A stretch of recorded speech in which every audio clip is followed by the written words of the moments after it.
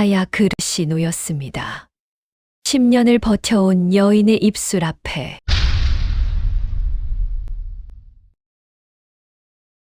암행어사 출두야! 이 한마디가 나오기까지 10년이 걸렸습니다. 세상에서 가장 독한 누이가 있었습니다. 흉년에 굶어 죽어가는 어린 동생을 길바닥에 버려두고 혼자 화려한 가마에 올라탄 여인. 마을 사람들은 모두 손가락질했습니다. 그런데 말입니다. 그 가마 안에서 이 여인은 울고 있었습니다. 동생이 보이지 않을 때까지 소리 하나 내지 못하고 가마 발틈 사이로 몰래 떨어뜨린 서찰 한 장, 거기엔 단 한 줄이 적혀 있었습니다. 살아남아라. 무관이 되어라. 반드시 나를 찾아와라. 10년 뒤 그 동생은 장원급제하여 암행어사가 되어 돌아왔습니다. 그런데 문제가 있었습니다. 조사해야 할 죄인의 집이 바로 누이가 시집간 그 집이었습니다. 누이는 정말 악인이 된 걸까요? 아니면 10년 동안 혼자서 다른 싸움을 하고 있었던 걸까요? 야심한 밤, 최대감의 비밀 금고에 잠입한 암행어사, 그 안에서 마주친 복면의 침입자 검이 맞부딪히고 복면이 벗겨지는 순간 그 얼굴을 본 암행어사는 그 자리에서 굳어버렸습니다. 오늘 이 이야기를 끝까지 보시면 가마 안에서 그 여인이 왜 울었는지, 서찰 뒷면에 불빛으로만 보이는 숨겨진 글씨가 무엇이었는지, 그리고 사약 앞에서 그 여인이 왜 눈을 감지 않았는지 모두 알게 되실 겁니다. 지금부터 시작합니다.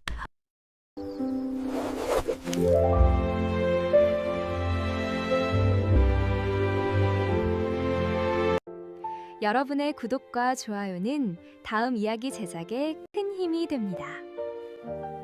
때는 10년 전 지독한 흉년이 온 마을을 뒤덮은 늦가을이었습니다. 황토 흙먼지가 바람에 휘날리는 을씨년스러운 길 위에 뼈가 앙상하게 드러난 어린 소년 하나가 무릎을 꿇고 있었습니다. 소년의 이름은 윤호였습니다. 가지런한 살이 된 윤호의 볼은 홀쭉하게 꺼져 있었고 발바닥에는 굳은 살이 두껍게 박혀 있었으며 입술은 터서 핏기 하나 없었습니다. 눈물이 볼을 타고 흘러내렸지만 소년은 소리내어 울 기력조차 없었습니다. 사흘째 제대로 된 밥 한 술 넘기지 못한 탓이었습니다. 윤호의 눈앞에서 붉고 화려한 가마 하나가 천천히 멀어져 가고 있었습니다. 가마 안에는 윤호의 누이 17살의 소희가 타고 있었습니다. 마을에서 손꼽히는 갑부 최대감 댁의 첩실로 들어가는 길이었습니다. 가마꾼 넷이 앞에서 끌고 하인 2명이 뒤를 따르는 행렬이었습니다. 가마에는 붉은 매화가 수놓인 비단이 드리워져 있었고 그 안에 사람이 어떤 표정을 짓고 있는지는 바깥에서 알 수가 없었습니다. 마을 사람들이 삼삼오오 모여 수군거렸습니다. 저것 봐라. 제 살짜고 피부치를 버리고 가는 독한 년을. 흉년에 살려달라는 어린 동생을 두고 부잣집에 팔려가는 게지. 쯧쯧. 저러니까 부모도 일찍 돌아가셨지. 인정머리라곤 찾아볼 수 없는 기집이야. 어린 것이 가엾기도 하지. 저 어린 윤호는 이제 어찌 살란 말인가. 손가락질과 비난이 쏟아지는 가운데 윤호는 그 말들이 귀에 들어오지도 않는 것처럼 오직 멀어져 가는 가마만을 바라보았습니다. 입술이 파르르 떨렸습니다. 누이야, 누이야 하고 부르려 해도 목구멍에서 소리가 나오지 않았습니다. 가마가 언덕길을 오르기 시작하였습니다. 조금만 더 가면 고갯마루 너머로 사라져 버릴 것이었습니다. 윤호는 있는 힘껏 일어나 가마를 향해 몇 걸음 달렸지만 기력이 다해 그대로 무릎을 꿇고 말았습니다. 그 순간이었습니다. 가마가 윤호 옆을 스쳐 지나치며 가마발 사이로 무언가가 툭 떨어졌습니다. 윤호의 손 안에 꼬깃꼬깃하게 접힌 서찰 한 장과 은비녀 하나가 쥐어졌습니다. 가마꾼들은 아무것도 보지 못한 채 발걸음을 계속 옮겼습니다. 누이가 가마 안에서 몰래 틈새로 밀어 넣은 것이었습니다. 가마가 마침내 언덕 너머로 완전히 사라졌습니다. 사람들의 수군거림도 하나둘 흩어졌습니다. 길바닥에 홀로 남겨진 윤호는 서찰을 두 손으로 가슴에 꼭 끌어안고서 비로소 짐승처럼 목 놓아 울었습니다. 그 울음소리는 바람에 실려 가마 소리가 사라진 그 길 위로 한참 동안 메아리 쳤습니다. 들판에 흩날리는 흙먼지처럼 남매의 첫 번째 이별은 그렇게 쓸쓸하고 차갑게 시작되었습니다. 윤호가 길바닥에서 쓰러진 채 눈을 감으려 할 때 지팡이를 짚은 노인 하나가 지나가다 발걸음을 멈추었습니다. 마을의 훈장날이 박서방이었습니다. 허리가 굽고 수염이 덥수룩한 노인이었지만 눈만큼은 형형하게 빛났습니다. 박 훈장은 마을 사람들의 따가운 시선을 아랑곳하지 않고 쪼그려 앉아 윤호의 맥박을 짚어보았습니다. 그러고는 혀를 차며 지팡이로 윤호를 살포시 건드렸습니다. 이놈아, 아직 안 죽었으니 일어나거라. 사람들 몇몇이 훈장을 향해 말렸습니다. 저 아이는 독한 계집 소생이라. 데려다 키워봤자 아무 쓸모가 없을 것이라고 하였습니다. 박 훈장은 그 말에는 귀도 기울이지 않았습니다. 윤호를 등에 업고 자신의 서당으로 데려갔습니다. 따뜻한 아랫목에 눕히고 좁쌀죽 한 그릇을 끓여 먹이면서 박 훈장은 천천히 그러나 단호하게 말했습니다. 혈육의 정이란 배고픔 앞에선 한낱 먼지보다 못한 것이지. 내 누이가 너를 버린 게 아니라 이 세상이 너희 남매를 그 지경으로 만든 것이니라. 원망할 곳을 잘못 찾으면 평생 허상을 붙들고 사느니라. 박 훈장은 잠시 말을 멈추었다가 다시 이었습니다. 하지만 명심하거라. 스스로 살아남지 못하면 아무도 믿어선 안 된다.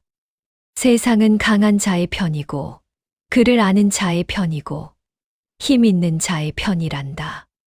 힘이 없으면 사랑하는 이를 지킬 수도 원수에게 갚아줄 수도 없느니라. 윤호는 죽을 한 숟갈 넘기며 가만히 박 훈장을 올려다보았습니다. 뜨거운 것이 눈가를 간지렸습니다. 어린 가슴 깊숙이 박 훈장의 말이 모처럼 박혔습니다. 강해져야 한다고, 살아남아야 한다고. 그래야 언젠가 누이를 찾을 수 있다고. 그날 밤 윤호는 서찰을 펼쳐 읽었습니다. 누이 소희의 손글씨로 단 한 줄이 적혀 있었습니다. 살아남아라. 무관이 되어라. 반드시 나를 찾아와라. 윤호의 눈에서 눈물 한 방울이 서찰 위로 떨어졌습니다. 종이가 젖었습니다. 소녀는 젖은 종이를 손바닥으로 조심스럽게 누르며 이를 악물었습니다. 혈육의 희생이 얼마나 무겁고 깊은 것인지를 아직 11살의 윤호는 온전히 알 수 없었습니다. 그러나 살아남아야 한다는 것, 그것만큼은 뼈에 새기듯 느꼈습니다. 이 이야기는 그렇게 시작되었습니다. 버림받은 것처럼 보이는 사랑이 사실은 가장 깊고 치열한 희생이었다는 것을 아무도 몰랐던 그날 밤이었습니다. 10년이 흘렀습니다. 과거 시험 방방이 붙은 한양의 이른 아침, 환호성이 터져 나오는 인파 속에서 한 청년이 홀로 조용히 방 앞에 서 있었습니다. 장원급제. 윤호의 이름이 명단 가장 첫 줄에 선명하게 적혀 있었습니다. 주변에서 축하 인사가 쏟아졌지만 윤호는 다만 짧게 고개를 끄덕이고는 조용히 돌아섰습니다. 기쁨도 감격도 눈물도 없었습니다. 다만 가슴 한편에 오래 품어 온 무거운 짐 하나가 조금 옅어지는 느낌이 들었을 뿐이었습니다.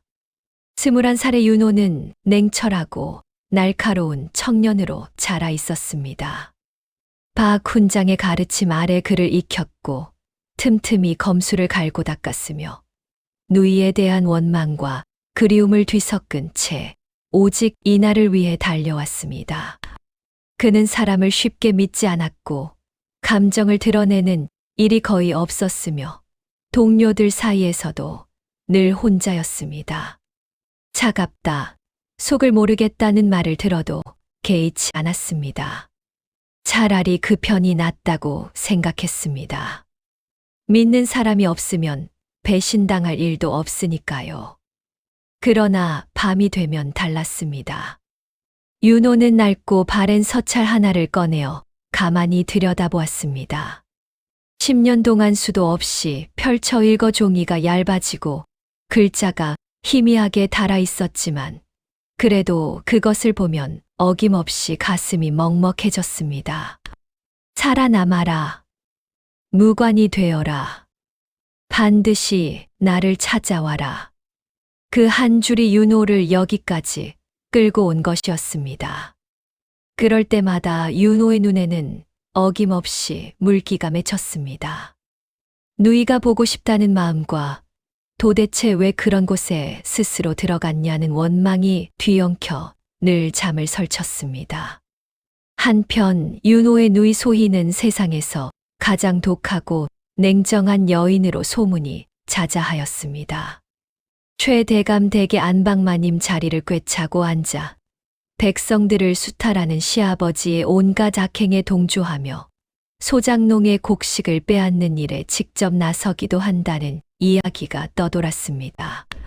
한 번은 세금을 내지 못한 노인에게 직접 회초리를 들었다는 말도 있었고 제 발로 최대감 댁에 기어들어가 팔자를 고친 것도 모자라 악행을 도맡아 한다는 소문도 돌았습니다.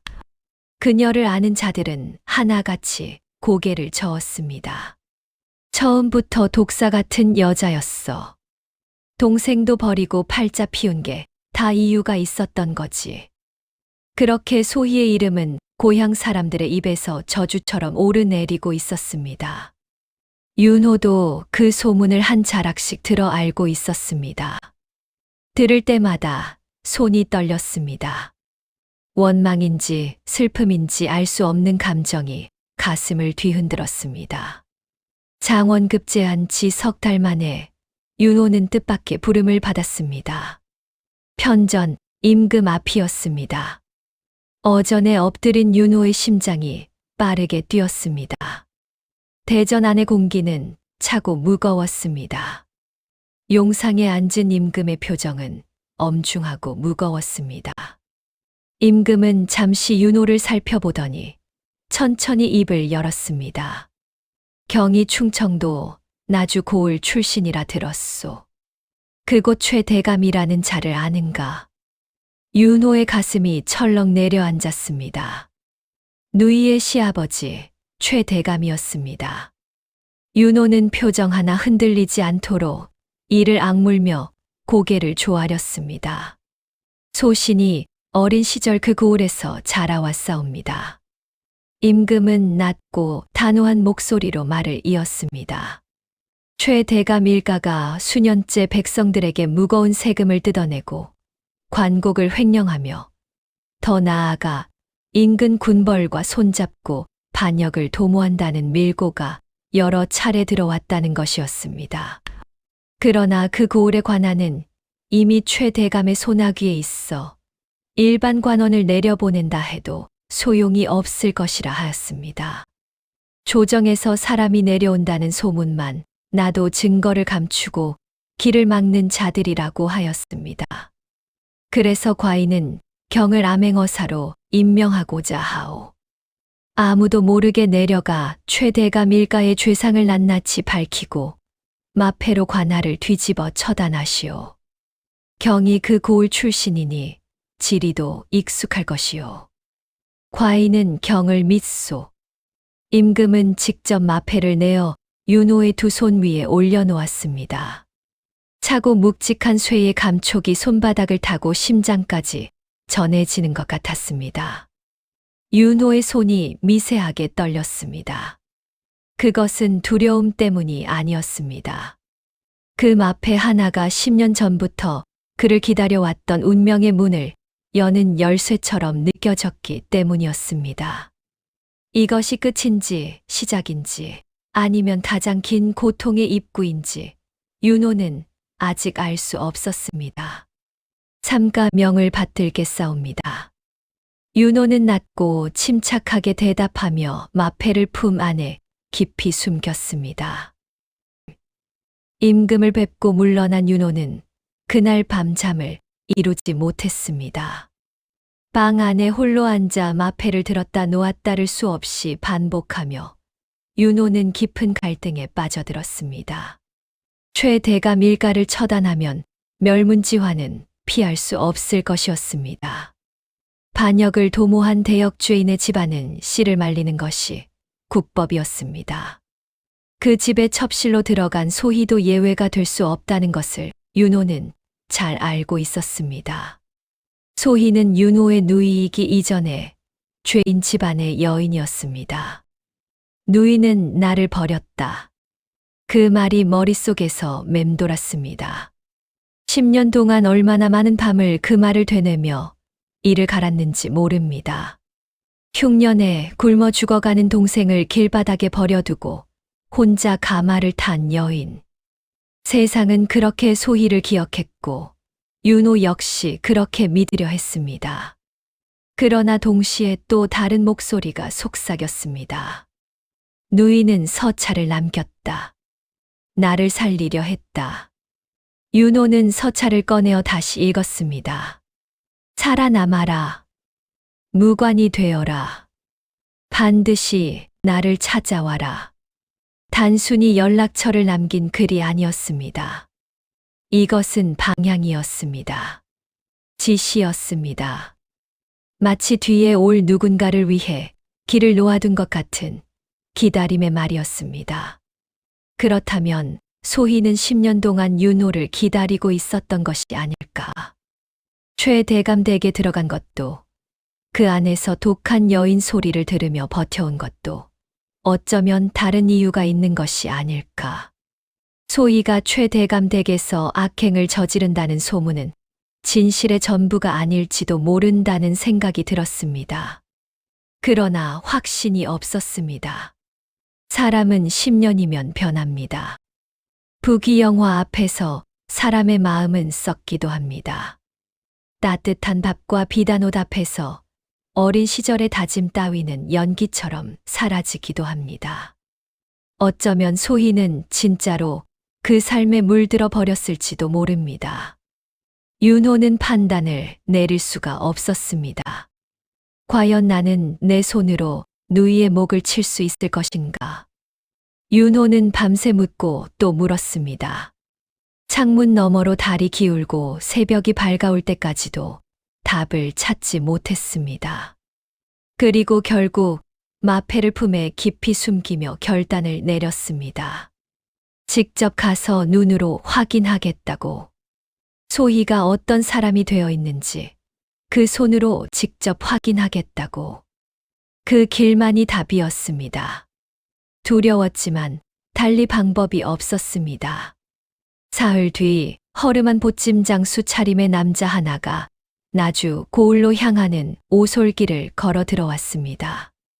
등에는 잡화가 가득 든 보따리를 짊어지고 머리에는 낡은 삿갓을 눌러 쓴 채였습니다. 관원의 티는 조금도 없었습니다. 바로 윤호였습니다. 고향 땅에 발을 들인 순간 윤호는 말문이 막혔습니다. 발걸음이 저절로 멈추어졌습니다. 10년 전에도 가난했지만 지금의 고을은 그때와는 비교도 할 수 없을 만큼 피폐해져 있었습니다. 한때 청보리가 물결쳤던 논밭은 갈라지고 황폐해져 있었습니다. 집집마다 지붕이 내려앉았고 담장은 무너진 채 방치되어 있었습니다. 길목에는 기력 없이 주저앉은 노인과 앙상한 팔다리의 아이들이 즐비하였습니다. 나무 그늘 아래서 비틀거리는 소장농의 눈빛에는 아무런 생기가 없었습니다. 살아있다기보다 그냥 쓰러지지 않고 있는 것처럼 보였습니다. 관아 앞에서는 세금을 내지 못했다는 이유로 두 손이 묶여 끌려가는 중년 남자가 보였습니다. 그 옆에서 어린 딸아이가 아버지를 붙잡고 통곡하는데 포졸은 그 아이를 발로 밀쳐내며 거칠게 남자를 끌어갔습니다. 구경하던 사람들은 고개를 돌렸습니다. 익숙한 광경인 듯 눈물조차 흘리지 않았습니다. 장터에서는 사람들이 공포에 질린 얼굴로 속삭였습니다. 최 대감 마님이 올해도 세를 2배로 올렸다는구먼. 토해낼 게 없으니 자식을 데려간다 했어. 그것도 모자라 집까지 빼앗겠다는 거 아닌가. 그 마님이 직접 마을을 돌며 독촉하는 걸 봤어. 눈빛이 어찌나 차갑던지. 윤호는 묵묵히 들으며 걸었습니다. 가슴 안에서 무언가 단단하고 뜨거운 것이 차오르기 시작하였습니다. 이것은 더 이상 누이를 찾는 개인적인 여정이 아니었습니다. 이 땅의 백성들이 흘리는 눈물이 윤호의 발목을 붙들었습니다. 어린 시절 자신이 굶어 쓰러지던 길바닥이 겹쳐 보였습니다. 윤호는 삿갓을 고쳐 눌렀으며 최대감 댁이 있는 마을 중심부를 향해 느리고 조심스러운 발걸음을 옮겼습니다. 위장 수사가 시작되는 순간이었습니다. 고을에 발을 들인 지 이틀째 되던 밤이었습니다. 달도 없는 어두운 밤, 윤호는 관아 창고 쪽에서 인기척을 느끼고 몸을 숨겼습니다. 잠시 후 복면을 쓴 사람의 그림자가 창고의 빗장을 따고 자루 하나를 어깨에 메고 달아나는 것이 보였습니다. 윤호는 소리 없이 뒤를 밟았습니다. 그림자는 마을 끝 산 어귀까지 거침없이 달려갔습니다. 산속 깊은 곳의 허름한 토굴 앞에서 그림자가 멈추더니 토굴 안으로 사라졌습니다. 윤호가 뒤따라 안으로 들어서는 순간 차가운 칼날이 목에 닿았습니다. 누구냐? 한 걸음만 더 오면 찌른다. 여인의 목소리였습니다. 낮고 단호하여 빈말처럼 들리지 않았습니다. 윤호는 천천히 두 손을 들어 보이며 입을 열었습니다. 나도 저 관아가 원수다. 칼 거두시오. 여인의 이름은 홍주였습니다. 불과 20살 남짓의 나이였지만 눈빛만큼은 백전노장처럼 날카로웠습니다. 홍주는 최대감의 세금 수탈로 부모를 잃은 뒤 뜻을 함께하는 이들과 의적단을 꾸려 관아의 곡식을 빼앗아 굶어가는 백성들에게 나눠주고 있었습니다. 마을 사람들은 그 덕에 간신히 목숨을 부지하고 있다고 하였습니다. 처음에는 서로를 경계하였습니다. 그러나 윤호가 자신도 이 고을에서 나고 자란 사람이라는 것을 밝히고 관아의 비리를 물을수록 홍주는 조금씩 경계의 눈빛을 거두었습니다. 홍주는 윤호에게 백성들의 이야기를 들려주었습니다. 10살짜리 아이가 빚 대신 최 대감댁에 끌려가 하인처럼 부려지고 있다는 것. 겨울 양식이 없어 나무 껍질을 벗겨 먹는 노인이 있다는 것. 한 농부가 쌀 한 줌을 숨겼다는 이유로 매를 맞아 반신불수가 되었다는 것까지 이야기해 주었습니다. 윤호는 말없이 들으며 이를 악물었습니다. 눈이 뜨거워졌습니다. 혼자만의 복수로 품었던 마음이 홍주를 통해 더 크고 뜨거운 대의로 바뀌어 가고 있었습니다. 홍주는 한 가지를 더 말했습니다. 최 대감의 안방마님이 이 모든 수탈의 현장에 직접 나서고 있다고. 그 마님의 눈빛이 어찌나 차갑고 사나운지 백성들이 이름만 들어도 몸을 움츠린다고. 윤호는 아무 말도 하지 않았습니다. 가슴 속 깊은 곳에서 무언가가 조용히 그러나 격렬하게 요동쳤습니다. 이튿날부터 윤호의 위장 수사가 본격적으로 시작되었습니다. 보찜 장수로 위장한 윤호는 장터와 주막을 돌아다니며 최 대감 댁과 관아의 수상한 동태를 샅샅이 살폈습니다. 때로는 동네 바보처럼 행동하며 관아 마당을 어슬렁거렸고 기방에 들어가 아전들 사이에 끼어 술을 따라주며 귀를 쫑긋 세웠습니다. 한 번은 포졸 하나가 이 보찜 장수 양반은 왜 이리 자주 보이냐고 하자 윤호는 희죽 웃으며 장사가 잘 돼서요. 날이 덕분에 오래 머물게 됐수다라고 했고 포졸은 코웃음을 치며 자리를 떴습니다. 워낙 어수룩한 보찜 장수 행세를 완벽하게 소화하는 바람에 눈치 빠른 아전들도 그를 의심하지 못했습니다. 그러던 어느 날 낮 최 대감댁 앞에서 소희를 처음으로 목격하였습니다. 화려한 대홍색 비단옷을 차려입은 소희가 마당에 꿇어앉은 소장농에게 차갑게 말하는 장면이었습니다. 목소리는 들리지 않았습니다. 그러나 소희의 눈빛만으로도 그 차가움이 느껴졌습니다. 소장농은 고개를 조아리며 벌벌 떨었습니다. 윤호의 손이 부르르 떨렸습니다. 발이 그 자리에 붙은 것처럼 움직여지지 않았습니다. 저것이 정말 내 누이인가? 저렇게도 변할 수 있는 것인가? 분노와 슬픔이 뒤섞여 가슴이 조여들었습니다. 그런데 이상한 일이 있었습니다. 소희가 소장농을 쫓아보낸 뒤 주위를 한번 살피더니 몰래 곡식 한 자루를 그의 등 뒤에 밀어두는 것이 보였습니다. 소장농은 돌아보지 못하고 그것을 끌어안으며 고갯마루를 내려갔습니다. 또 어느 날은 아이를 데려가려는 하인을 큰 소리로 꾸짖으면서 뒤로는 그 아이의 어미에게 노잣돈을 쥐어주며 빨리 도망치라는 듯 눈빛을 주는 장면도 목격하였습니다. 사람들이 없을 때와 있을 때의 행동이 달랐습니다. 앞뒤가 맞지 않는 행동들이었습니다. 윤호는 미간을 좁히며 생각에 잠겼습니다. 저 여인은 어느 쪽인가? 악인인가? 아닌가? 무언가 숨겨진 것이 있다는 예감이 등줄기를 타고 흘렀습니다. 윤호는 더욱 눈을 크게 뜨고 소희의 일거수일투족을 지켜보기 시작하였습니다. 야심한 밤, 윤호는 마침내 최 대감의 비밀 금고가 있는 곳을 알아냈습니다. 사랑채 뒤편 지하 창고였습니다. 홍주의 의적단원이 관아 하인에게서 술을 먹여 알아낸 정보였습니다. 반역의 증거와 비리 장부가 모두 그 안에 있다고 하였습니다. 윤호는 검게 물든 옷으로 갈아입고 홀로 담을 넘었습니다. 최 대감 댁의 경비를 피해 사랑채 뒤편까지 소리 없이 이동하였습니다. 자물쇠를 따는데 시간이 걸렸지만 마침내 묵직한 빗장이 풀렸습니다. 창고 안은 칠흑 같은 어둠이었습니다. 조심스럽게 한 발을 들여놓는 순간이었습니다. 어둠 속에서 먼저 와 있던 그림자 하나가 윤호의 목을 향해 칼을 들이밀었습니다. 누구냐? 짧고 낮은 목소리였습니다. 역시 검은 복면으로 얼굴을 가린 자였습니다.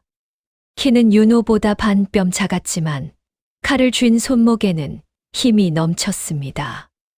윤호는 순간적으로 뒤로 물러서며 자신도 칼을 뽑았습니다. 서로를 적으로 여긴 채 어둠 속에서 검이 맞부딪혔습니다. 불꽃이 튀었습니다. 상대는 예상 밖으로 실력이 상당하였습니다. 공격이 날카롭고 빈틈이 없었습니다. 몇 차례 칼이 오가는 중에 윤호는 상대의 칼을 흘려내며 팔목을 낚아챘습니다. 그 순간 복면 끝을 잡아당겼습니다. 천이 벗겨졌습니다. 윤호는 그 자리에서 굳어버렸습니다. 칼을 든 손에서 힘이 빠졌습니다. 숨을 쉬는 것조차 잊었습니다. 흩어진 머리카락 사이로 드러난 얼굴. 10년이라는 긴 세월이 흘렀지만 단 0.1초도 망설임 없이 알아볼 수 있었습니다. 소희였습니다. 17살의 소녀가 27살의 여인이 되어 있었습니다. 뺨의 선이 날카로워지고 눈 아래 그늘이 짙어졌지만 그 눈빛만큼은 기억 속의 누이와 똑같았습니다. 소희도 동생을 알아본 순간 손에서 칼이 그대로 떨어졌습니다. 쇠가 돌바닥에 부딪히는 소리가 창고 안에 크게 울렸습니다. 두 사람은 한동안 말을 잇지 못하고 서로를 바라보기만 하였습니다. 아무 말도 나오지 않았습니다. 10년이라는 세월이 목구멍에 걸려 있는 것 같았습니다.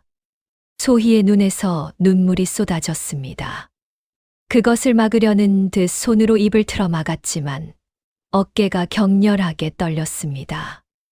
이윽고 소희는 떨리는 목소리로 속삭였습니다. 자신이 최대감 댁에 들어온 것은 팔자를 고치기 위함이 아니었다고. 처음부터 이 집을 무너뜨리기 위해 스스로 인질이자 내부 첩자로 자청한 것이었다고. 10년 동안 최대감의 모든 비리와 반역의 증거를 차곡차곡 모아왔다고. 오직 이 날을 위해서. 윤호는 말이 나오지 않았습니다. 눈이 뜨겁고 가슴이 막혔습니다. 이 여인이 어떤 세월을 보내왔는지 단 몇 마디의 말로는 다 담을 수가 없다는 것을 느꼈습니다. 윤호가 손을 뻗으려는 찰나 바깥에서 발자국 소리가 들렸습니다. 횃불빛이 창문 틈으로 흘러들었습니다. 두 사람은 눈빛을 나누었습니다. 말이 필요 없었습니다. 소희가 먼저 몸을 돌렸고 윤호가 반대 방향으로 사라졌습니다. 세상에서 가장 짧은 재회였습니다. 그러나 10년을 기다린 두 사람에게는 그 단 몇 초가 평생보다 길었습니다. 닷새 뒤 소희가 10년 동안 목숨을 걸고 작성해 온 치부책, 즉 최대감 일가의 비리 장부를 윤호에게 넘기기로 한 날이었습니다. 약속한 장소는 마을 끝 느티나무 아래였습니다. 해 질녘이 되면 소희가 먼저 나와 기다리기로 했습니다. 그러나 운명은 잔인했습니다. 치부책을 꺼내기 위해 서재로 향하던 소희의 뒤를 최대감의 오른팔 호위무사 강석이 몰래 밟고 있었습니다. 강석은 오래전부터 소희를 의심해왔던 자였습니다. 말투가 너무 조심스럽고 아는 것이 너무 많으며 가끔 마님 행세를 하면서도 백성들에게 은밀히 자비를 베푸는 것이 이상하다고 생각해 온 것이었습니다. 그는 오늘 소희가 서재로 들어가는 것을 보고 따라 들어가 소희가 치부책을 꺼내는 현장을 덮쳤습니다. 마님, 지금까지 어느 개에게 충성하셨습니까? 소희는 그 길로 지하옥에 갇혔습니다. 빠르게 소식을 들은 유효는 즉각 움직이려 했습니다. 그러나 이미 최대감 댁의 경비가 2배로 늘어나 있었습니다. 담을 넘으려 했지만 사방에 눈이 있었습니다. 다른 방법을 찾으려는 사이 장터에서 이상한 보찜 장수가 관아 근처를 기웃거린다는 소문이 최대감의 귀에 들어갔습니다. 관아의 포졸들이 윤호를 찾기 시작했습니다. 윤호는 좁은 골목을 이리저리 피해 달아나는 신세가 되었습니다. 설상가상으로 홍주의 의적단마저 관군의 포위에 걸려들었습니다. 강석이 소희를 잡은 직후 의적단의 은신처 정보를 캐내어 군사를 풀어버린 것이었습니다. 산속토굴까지 들이닥친 관군은 단원들을 하나씩 포박하였습니다. 홍주만이 가까스로 포위를 뚫고 빠져나왔지만 단원 대부분이 붙잡혔습니다. 아군도 물자도 피신처도 모두 잃어버린 셈이었습니다. 사방이 막혀버린 것이었습니다. 윤호는 이를 악물며 빠져나갈 틈을 찾았지만 겹겹이 조여드는 포위망 앞에서 방법이 보이지 않았습니다. 낮이 저물고 어둠이 내려앉았습니다. 그날 밤 윤호가 숨어 지내던 주막에 불이 났습니다. 불길은 순식간에 번졌습니다. 갑작스러운 화재였는지 아니면 강석의 사람들이 지른 것인지 알 수 없었습니다.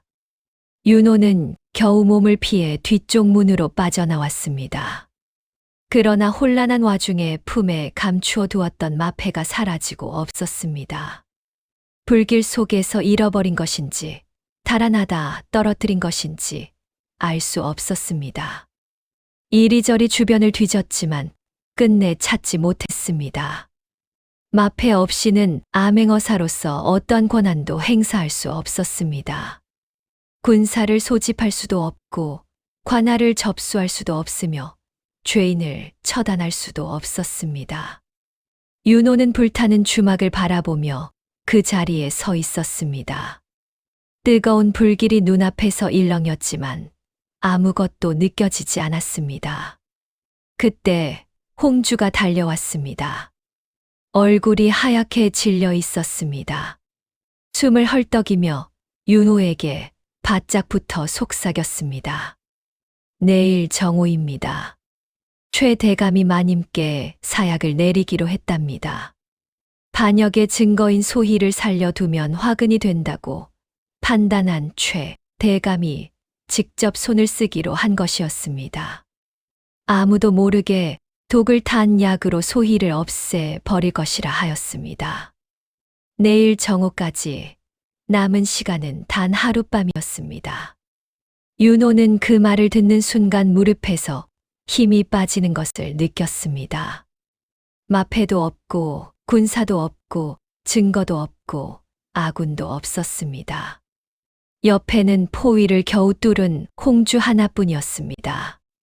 불탄 주막에 제가 발밑에서 바스러졌습니다. 하늘에는 구름이 달을 가리고 있었습니다. 10년을 버텨온 것들이 한꺼번에 무너지는 것 같았습니다. 눈앞이 까맣게 어두워지는 것 같았습니다. 윤호는 천천히 주저앉아 두 손으로 땅을 짚었습니다. 불탄 주막터에 홀로 앉아 윤호는 오래된 서찰을 꺼내 들었습니다. 홍주는 잠시 자리를 비워주었습니다. 제 냄새와 연기 냄새가 코를 찌르는 폐허 위에 윤호는 돌부리의 등을 기대고 무릎을 꿇었습니다. 10년 동안 수도 없이 꺼내 읽었던 그 서찰이었습니다.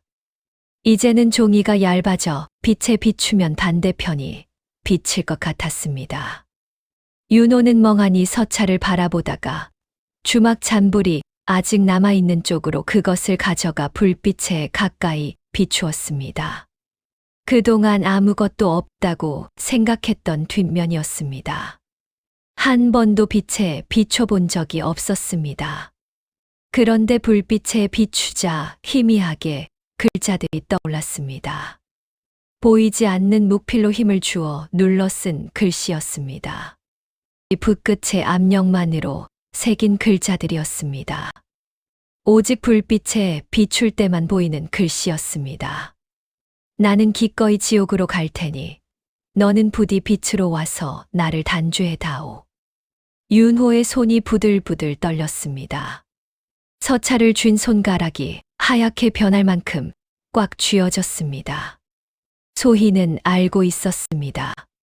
처음부터, 이 글을 쓰던 그 순간부터 자신이 들어가는 곳이 어떤 곳인지, 그곳에서 어떤 삶을 살아야 하는지, 그리고 그 끝에 어떤 결말이 기다리고 있는지, 독사 소리를, 냉혈한 소리를, 인정머리 없다는 손가락질을 10년 내내 들으면서도 시아버지의 악행에 동조하는 척하며 속으로 이를 갈며 버티면서도 단 한 번도 이 자리를 떠나지 않고 버텨온 이유는 오직 하나였습니다.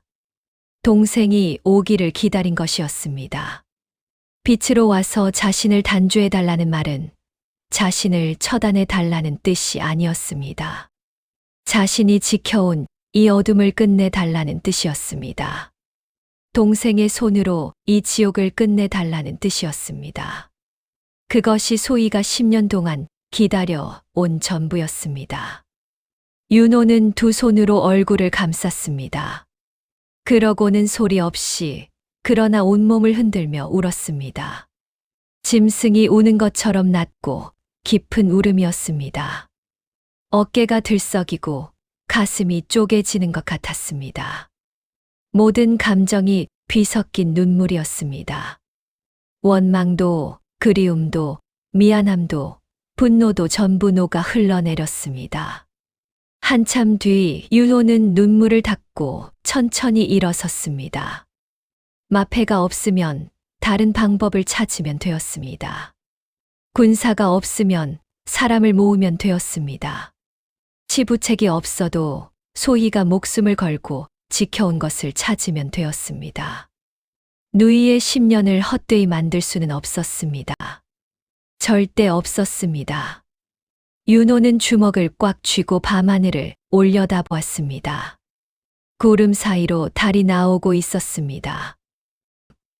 동이 트기 전 윤호는 움직이기 시작했습니다. 먼저 관군에 포위된 홍주의 의적단을 찾아갔습니다. 포위망 안에 갇혀있던 단원들 중 도망친 몇몇이 마을 외곽 폐가에 숨어 있었습니다. 윤호는 그들을 모았습니다. 모두 합쳐 6명이었습니다. 보잘것없는 수였지만 지금은 이것이 전부였습니다. 그리고 이른 새벽부터 마을을 돌며 백성들을 하나씩 깨웠습니다. 두드리면 무서운 듯 문을 열지 않는 이들에게는 마당 앞에 서서 낮은 목소리로 말했습니다. 최 대감이 백성들에게 한 짓을 낱낱이 이야기했습니다. 빼앗긴 곡식, 끌려간 아이들, 쫓겨난 집. 그리고 오늘 정오 증거를 준 마님이 사약을 받을 것이라고. 이 마님이 없어지면 백성들을 도와줄 사람도 없어지고 최 대감은 더욱 기세가 등등해질 것이라고. 직접 들고 일어서지 않으면 이 고을은 끝이라고 하였습니다. 처음에는 고개를 저으며 문을 닫는 이들이 많았습니다. 두려웠기 때문이었습니다. 그러나 세금을 내지 못해 아이를 빼앗긴 아비가 먼저 일어섰습니다. 낫을 들고 묵묵히 윤호 뒤에 섰습니다. 그 뒤를 이어 늙은 소장농이, 곡간을 털린 안악이, 매를 맞고 달아난 머슴이 차례로 일어섰습니다. 해가 하늘에 걸릴 무렵 낫과 괭이와 몽둥이를 든 수십 명의 백성이 윤호의 뒤에 모여 있었습니다. 그 사이 윤호는 소희가 치부책을 감춰 둔 진짜 위치를 추리했습니다. 소희가 서재가 아닌 다른 곳을 택했을 것이라는 생각이 들었습니다. 서재는 함정이었고 진짜 치부책은 최 대감조차 모르는 장소에 있을 것이었습니다. 소희가 그날 밤 금고에서 달아나던 방향, 가장 눈에 띄지 않는 자리. 윤호는 안채 뒤편 우물 아래 돌틈을 생각했습니다. 빠르게 달려가 손을 집어넣자 기름종이에 쌓인 두툼한 물건이 손에 잡혔습니다. 치부책이었습니다. 10년치의 비리가 빼곡히 적혀 있었습니다. 윤호는 치부책을 품에 안고 뒤를 돌아보았습니다. 낫과 괭이를 든 백성들이 묵묵히 서 있었습니다. 정오까지 남은 시간이 얼마 없었습니다. 다음 날 정오였습니다. 최 대감 댁 내옥 마당에는 햇살이 차갑게 내리쬐고 있었습니다. 마당 한가운데 포승줄로 두 손이 묶인 소희가 무릎을 꿇고 있었습니다. 비단옷은 찢겨 있었고 머리카락은 흐트러진 채였습니다. 소희의 앞에 사약 그릇이 놓였습니다. 검붉은 액체가 작은 그릇 안에서 찰랑거렸습니다. 최 대감이 거들먹거리며 팔짱을 끼고 섰습니다. 입꼬리가 올라가 있었습니다. 10년을 속였으면 됐지. 잘 버텼다. 이제 눈 감아라. 소희는 눈을 감지 않았습니다. 고개를 들고 정면을 바라보았습니다. 입술이 떨렸지만 눈빛만큼은 흔들리지 않았습니다. 사야 그릇을 든 하인이 소희에게 천천히 다가섰습니다. 그릇이 소희의 입술에 닿으려는 바로 그 찰나였습니다. 쾅! 대문이 굉음과 함께 부서져 안쪽으로 쏟아졌습니다. 먼지가 피어오르는 입구로 낫과 괭이와 몽둥이를 든 백성들이 물밀듯 쏟아져 들어왔습니다. 그 선두에 윤호가 서 있었습니다. 삿갓도 보찜도 없었습니다. 두 눈이 형형하게 빛났습니다. 모두 꼼짝 마라. 백성들이 최대감의 사병들을 막아섰습니다. 마당은 순식간에 아수라장이 되었습니다. 최대감이 낯빛이 불그락푸르락 변하며 고함을 질렀습니다. 저놈을 당장 죽여라. 건방진 보찜장수 놈이. 내 놈들도 다 목이 달아날 줄 알아라. 사병들이 칼을 빼어 들고 달려들었습니다. 백성들이 밀리기 시작했습니다. 수는 많았지만 훈련된 사병들의 칼날 앞에 농기구는 역부족이었습니다. 윤호가 두 손으로 칼을 막으며 뒤로 밀렸습니다. 바로 그 순간이었습니다. 윤호. 홍주의 목소리였습니다. 담 위에서 홍주가 무언가를 힘껏 던졌습니다. 포물선을 그리며 날아온 것이 윤호의 두 손 안에 정확히 떨어졌습니다. 차갑고 묵직하고 단단한 쇳덩이. 마패였습니다. 홍주가 어떻게든 되찾아온 것이었습니다. 마당 전체가 일순 조용해졌습니다. 윤호는 마패를 머리 위로 높이 번쩍 들었습니다. 온 힘을 모아 복부에서 끌어올린 목청으로 포효하였습니다. 암행어사 출두야. 그 순간이었습니다. 담장 너머, 지붕 위, 마당 구석에 매복해 있던 역졸들이 일제히 쏟아져 내려왔습니다. 낭청들이 포승주를 들고 달려 들어왔습니다. 최대감의 사병들이 순식간에 제압되었습니다. 칼을 든 손이 꺾이고 사병들이 하나씩 땅바닥에 내동댕이 쳐졌습니다. 최대감이 뒷걸음질을 쳤습니다.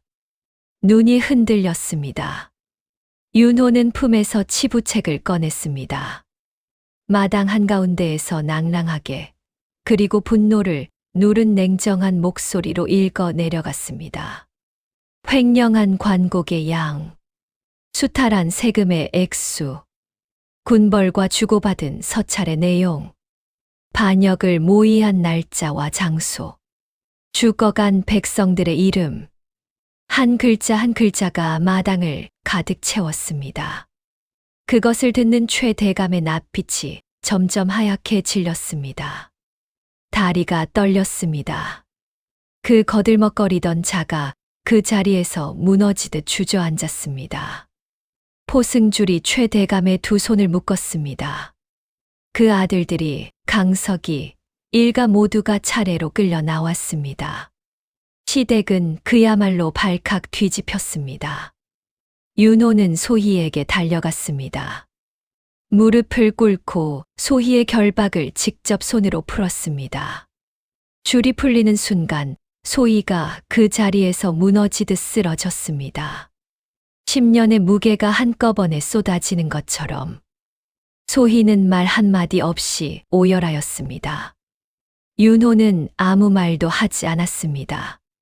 그저 두 팔로 누이를 꼭 안았습니다. 오래도록 두 사람은 그렇게 서 있었습니다. 백성들도 역졸들도 홍주도 아무 말이 없었습니다. 마당에는 봄볕이 내리쬐고 있었습니다. 1년이 흘렀습니다. 흙먼지가 날리던 그 길은 이제 황금빛 물결이 일렁이는 들판으로 탈바꿈해 있었습니다. 풍성하게 익은 벼, 이삭들이 가을 햇살을 받아 반짝였습니다. 허물어졌던 집들의 새 지붕이 올라갔고 갈라졌던 논밭에 물이 다시 흘렀습니다. 마을 어귀에는 아이들이 맨발로 뛰어다니며 웃어댔습니다. 불과 1년 전만 해도 이 마을에서 웃음소리가 난다는 것은 상상도 할 수 없는 일이었습니다. 마을 한가운데 새로 지어진 서당 마루에서 소희가 아이들에게 글을 가르치고 있었습니다. 화려한 비단옷은 이미 오래전에 벗었습니다. 소박한 흰 무명 저고리를 입은 소희의 얼굴에는 10년의 긴장이 녹아내린 자리에 잔잔하고 따뜻한 미소가 피어 있었습니다. 아이 하나가 천자문을 더듬더듬 읽다가 틀리자 소희는 야단치는 대신 함께 다시 읽어주었습니다. 아이가 한 글자씩 따라 읽으며 환하게 웃었습니다.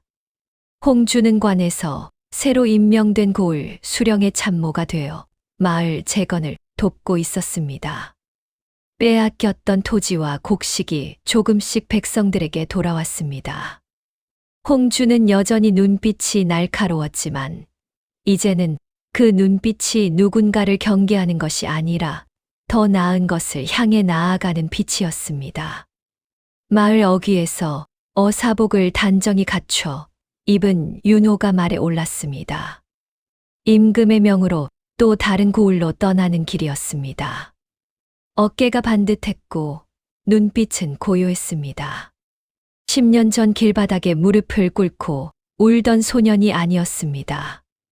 윤호가 고삐를 쥐며 서당 쪽을 돌아보았습니다. 소희가 먼저 알아채고 마루에서 내려왔습니다. 치맛자락을 잡으며 마당 앞까지 걸어 나왔습니다.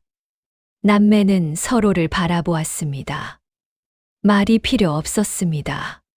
10년 전 가마 안과 밖에서 서로를 잃었던 두 남매가 이제는 밝은 햇살 아래 서로를 향해 손을 흔들고 있었습니다. 소희가 먼저 손을 들었습니다. 윤호도 따라 손을 들었습니다. 그 손짓이 10년 전 가마발 사이로 떨어졌던 서찰의 답장처럼 느껴졌습니다. 반드시 나를 찾아와라는 말에 대한 가장 늦고 가장 확실한 답장이었습니다. 윤호가 말을 몰아 천천히 길을 나섰습니다. 소희는 그 뒷모습이 언덕 너머로 완전히 사라질 때까지 손을 흔들었습니다. 아이들이 그 옆에 다가와 나란히 손을 흔들었습니다. 가을 들판에 바람이 불었습니다. 황금빛 이삭들이 물결쳤습니다. 10년 전과 같은 그 길에서 그러나 이제는 전혀 다른 이야기가 펼쳐지고 있었습니다. 그 이야기는 더 이상 이별이 아니었습니다. 그것은 비로소 진짜 시작이었습니다.